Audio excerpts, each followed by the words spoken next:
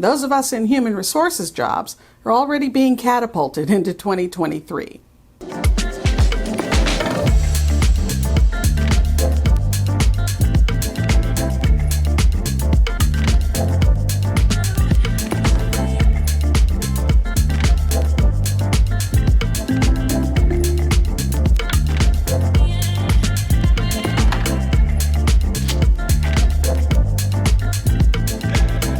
Hi entrepreneurs, I'm Vicky Brown, and you're in the right place if you want to engage your team, boost your business, and grow your leadership muscle.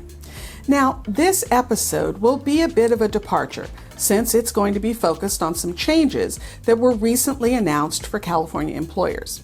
Yep, Governor Newsom just finished signing a number of new and expanded laws. Here's an overview of some things I think you'll find interesting.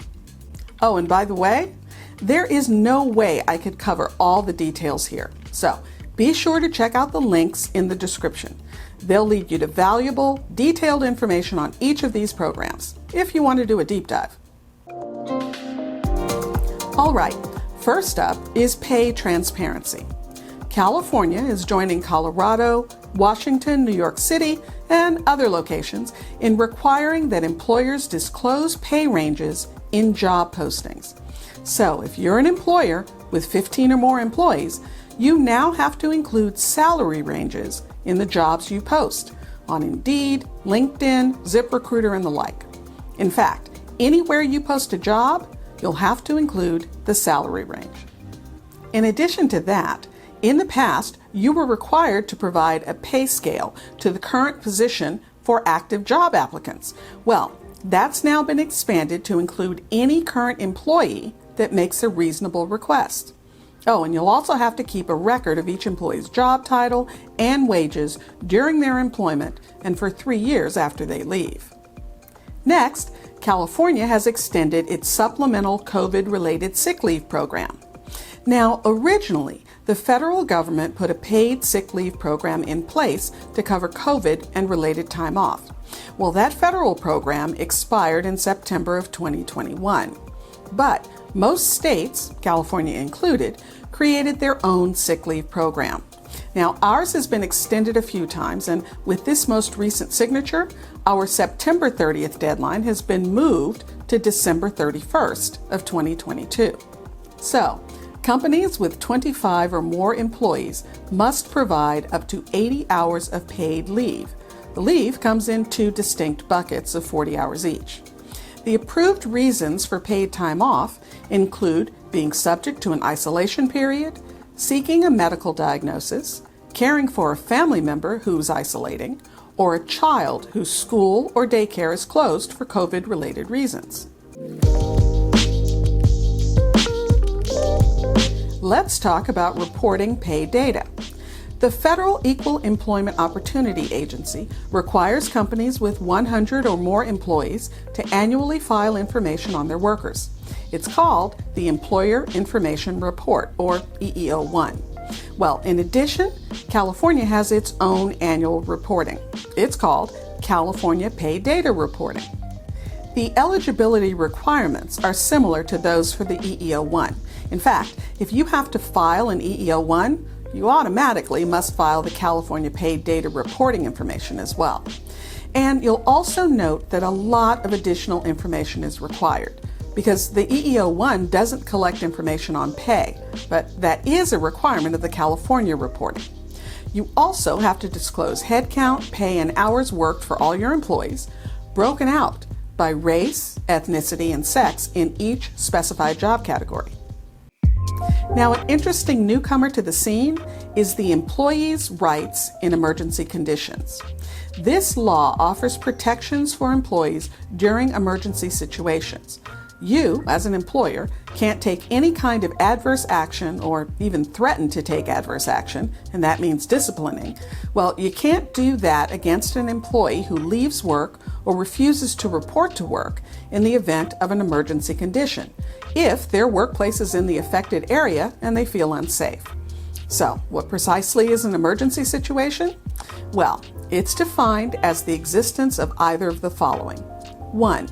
conditions of disaster or extreme peril to the safety or persons or property at the workplace or worksite caused by natural forces or a criminal act, or 2, an order to evacuate a workplace, a worksite, a worker's home, or the school of a worker's child due to natural disaster or a criminal act. Now, I think it's really interesting to note that a health pandemic is not included in that definition. Now, there's a carve-out for first responders, disaster service workers, and certain other categories of workers. And the employee must notify their employer of the emergency condition. There are other stipulations also. Again, check out the links. Next up is the new bereavement leave law. California employers with 5 or more employees must now offer up to 5 days of unpaid leave to eligible employees for the death of a family member. Now, call-outs to this new law include that the leave doesn't need to be taken in one lump sum, but it does have to be completed within 3 months of the death of the family member, and a family member is defined as a spouse, child, parent, sibling, grandparent, grandchild, domestic partner, or parent-in-law of the employee. To be eligible for the leave, the employee has to work for you at least 30 days. Also, employees can use any available paid time off or PTO as a mechanism to receive pay during the bereavement leave. So, they could use sick, vacation, or other paid leave. Now, here's a pro tip. Since employees can now use sick time to get paid during bereavement leave, you really should update your sick leave policy to reflect bereavement leave as a qualifying reason to take sick leave. And finally, another notable change is to CFRA, the California Family Rights Act. Now, this leave law, which was a precursor to the federal FMLA or Family Medical Leave, this law was revised in recent years to cover employers with as few as 5 employees. Well, that law is expanding again. CFRA allows family leave to care for your own medical condition or that of a family member. Now, while the definition of family member for CFRA has been more expansive, it includes not only your spouse and children, but also adult children, siblings, grandparents, grandchildren, and parents-in-law, this latest update has added designated person to the eligibility list. A designated person means any individual who is related by blood or their association with the employee is equivalent to that of a family relationship. Now, as you might guess, this opens quite a box of questions. Again, I'll refer you to the links in the description for more detailed information. If you found this information helpful, please subscribe and share. And if you're struggling with how to get your business off the ground and what comes next, well, check out the Leader's Journey Business Builder. I designed this completely free video series to help you with figuring out who your customer is and where to find her, how to sell without selling, how to package and deliver your service, and much more. Check it out by using the link leadersjourneyexperience.com. And remember, your inspired leadership is the secret sauce to having a high-performance team and a wildly successful business you'll love. I'll see you next time on Leader's Journey.